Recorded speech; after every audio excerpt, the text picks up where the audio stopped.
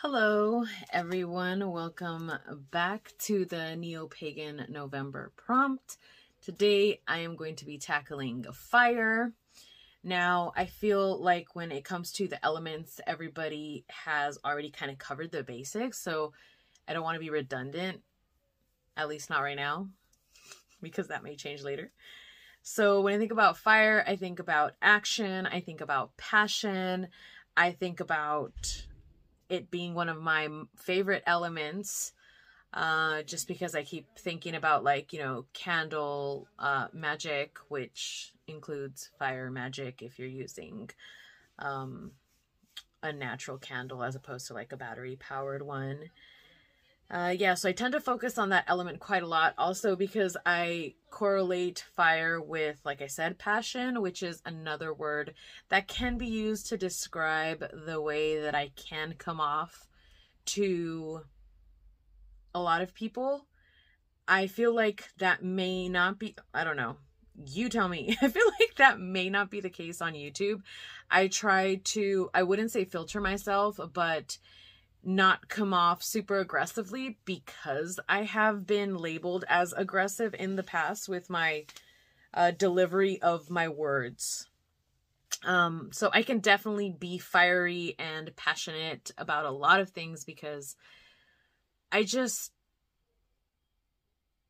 get excited about the things that I like, and I like a lot of things. So okay, so I guess what's relevant to fire would be like flame, and that did bring to mind something more specific, which was like meditations. So I think it's kind of popular, at least on YouTube. I think you can search candle flame meditation or flame meditation, and I think they have different versions of this. It'll be like a black background, and then it's like a candle and a flame, and it's a meditation. I don't know if it's like 5, 10, 15 minutes, and it's supposed to help you like focus. So I found that actually useful before I was going to study something, to use that meditation. And then I realized it was more of the having something to focus on that helped, which brings me to more of spell working and ritual, because that's another reason that candles are like my go-to. Because of the flame component, I can stare at the flame to get into a trance state by concentrating on the flame. And then I know a lot of people like scrying on flame. I wouldn't say that I do that, but for somebody who finds it difficult to focus and struggle and meditate on just one thing, I found that to be such a beautiful way to finally be able to meditate and concentrate while being in ritual, was by focusing on the flame. I think I mentioned before in the music prompt, the shamanic drums definitely help get me into that state. And there's also, you know, breath work and a couple of other different things that can be used in conjunction or at different phases of ritual to continue to be in certain states, or in a certain state that is required to complete whatever it is you're trying to complete. For me, the biggest thing is just to stay in flow of the working. Then the next thing that came in mind was the violet flame. I am not an expert on the violet flame. I have used it when I've done some journey work to cleanse myself, and I can go more into detail about that later if anybody is interested. But if you just do a quick Google on the violet flame, it'll give you an idea what exactly that does. I want to move on to the next prompt now, and that is oils. Now, similarly as with fire, there are a lot of videos on oils, and I use them a lot in my craft. I love oils for many reasons, just like candles. I use them mundanely, but also in a spiritual sense. I have quite a bit. There are a few that are my go-tos. I know I have some here. I have some roll-ons that I carry with me in my backpack. And then I have some in a like little cupboard that I have on like my main altar space.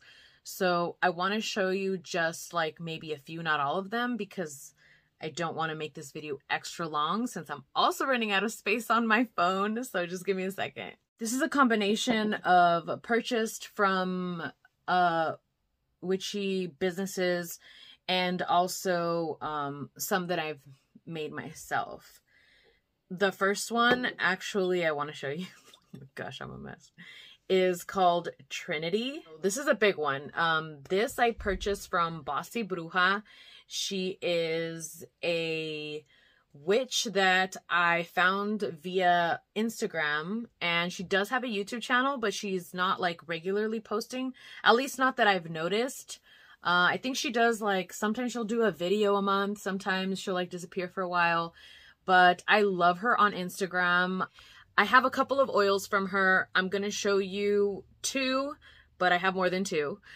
So Trinity, this oil she made, and this is the cool thing on her website, she will write the reason for the oil, which is great, but then she also writes ways that you can use it and ideas of how you could use it to dress certain things.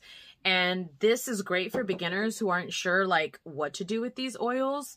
But you should always keep in mind that nothing is set in stone. You know, if the way she's describing to use these oils is not something that you vibe with, then leave it alone, do your own thing. And although that may be obvious to some people, I feel like it should be said because it was something that I needed to constantly, and sometimes I still need to tell myself, to make sure that I'm doing things because I want to do them because they align with my beliefs, because that is where I want to go, and not because that's where somebody else is telling me to. Trinity, this one is supposed to be helpful with attaining knowledge. So when you're studying, she says specifically studying the occult. I think she may have changed it to studying in general and the occult, but I use this a lot, and I got the biggest one because I am always studying. I've been in university for a while now, and I'm also studying the occult. I'm also studying, you know, my culture and also ancestors and my lineage and different paths that interest me. So I'm constantly learning and studying things, and sometimes I get a little stressed out about how much can I hold in my head, and I try to keep myself from thinking that there's any limits whatsoever, because if I thought that there was, then I would stop trying to learn, and learning is part of one of the things that makes me happy in life. I always joke around with my my partner and my sister and my close friends, and I tell them if I could get paid to just go to school for the rest of my life, or to just be learning new things and presenting on them, then that would be my job. Not that my presentation skills are anything to write home about, but yes. So Trinity, the purpose of that oil is what I just mentioned. And that is actually also in another roll-on, not in these two, but I do have Trinity in a roll-on because if I am studying, I like to just put some on my wrists, smell it, like really take it in, or also, putting it behind my ear, or maybe like anointing my temples or my third eye, and just really trying to set the intention of the knowledge that I'm going to attain and the memory of it. And then prior to an exam, I also like to do the same because it's kind of like that association with the olfactory sense of what does this smell mean? What does it remind me of? And then it's also just good in general to associate the same smells and or environment if you can when you're learning and then when you're taking an exam. So if anybody's going to school, that's a tip, or just for anybody that's learning and trying to retain some knowledge or information. Okay, so this is the Fortress oil, and if you can see inside, there is a rattlesnake skin in there, and so this is not safe to apply on the skin whatsoever. There is no anointing happening with this. And it has kind of a smell, like all her oils smell so strong. Like the Trinity one, my preference is to dilute it with like a different carrier oil because the smell is so strong. It reminds me of like a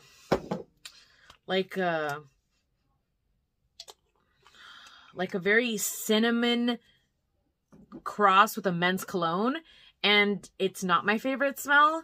So if I'm using that, then I need to mix it with another oil, or I also like use other oils that I can anoint myself with that are for other purposes to try to kind of like mix it with that smell because it's strong.